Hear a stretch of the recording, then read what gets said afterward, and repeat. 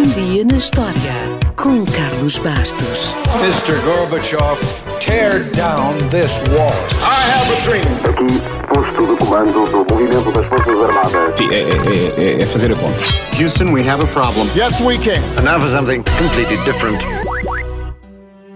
Hoje vamos até Siracusa, uma grande cidade portuária na Sicília que na altura fazia parte da Magna Grécia e onde terá nascido um dos maiores cérebros de todos os tempos, Arquimedes. Arquimedes veio ao mundo 3 séculos antes de Cristo e terá vivido até aos 75 anos. Só não viveu mais porque um soldado romano não deixou. Já lá vamos. Um amigo próximo terá escrito a sua biografia, mas infelizmente o texto perdeu-se e não sabemos quase nada sobre a sua vida cotidiana. Não sabemos, por exemplo, se casou ou teve filhos, mas sabemos que Arquimedes fez uma espécie de Erasmus no Egito.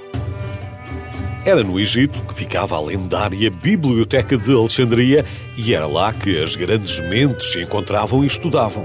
Durante esse tempo, Arquimedes ficou bastante amigo de Eratóstenes. Eratóstenes foi o primeiro a calcular, com grande precisão e apenas com 2 varas de madeira e a sombra que faziam ao Sol, a circunferência da Terra.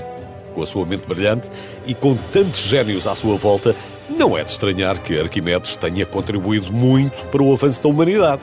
Por exemplo, Arquimedes não inventou a alavanca, como é evidente, mas ajudou a explicar como ela funcionava, desenvolvendo a geometria e a física, e isso levou a métodos revolucionários de construção. Reza a lenda que terá dito qualquer coisa como: dei-me um ponto de apoio e uma alavanca e eu moverei o mundo.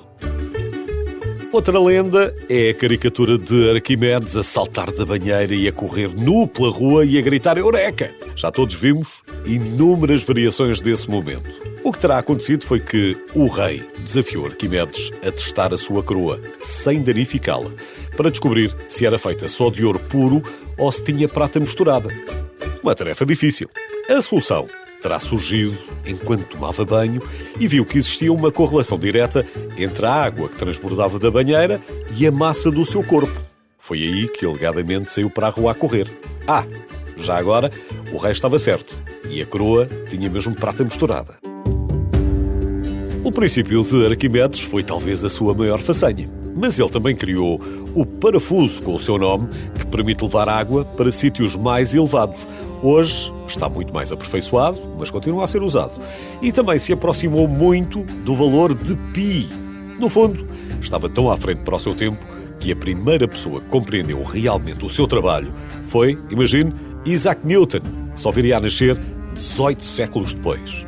Mas já no seu tempo, era uma das celebridades mais famosas da Grécia, graças às suas máquinas de guerra.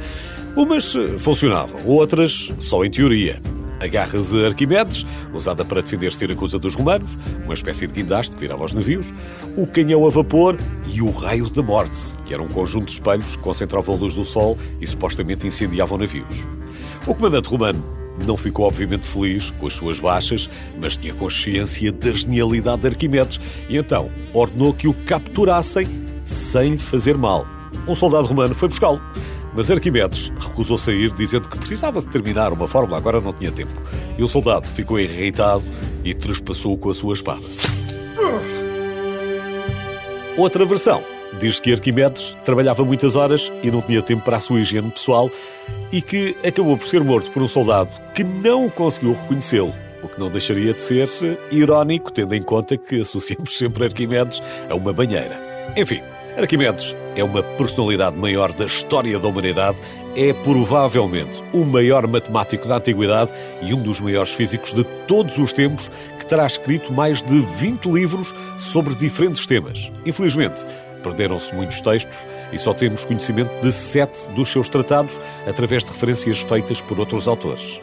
Em suma, se aquilo que nos deixou já mudou o mundo, só podemos especular sobre o que a humanidade poderia ter avançado se todo o seu conhecimento tivesse sido preservado.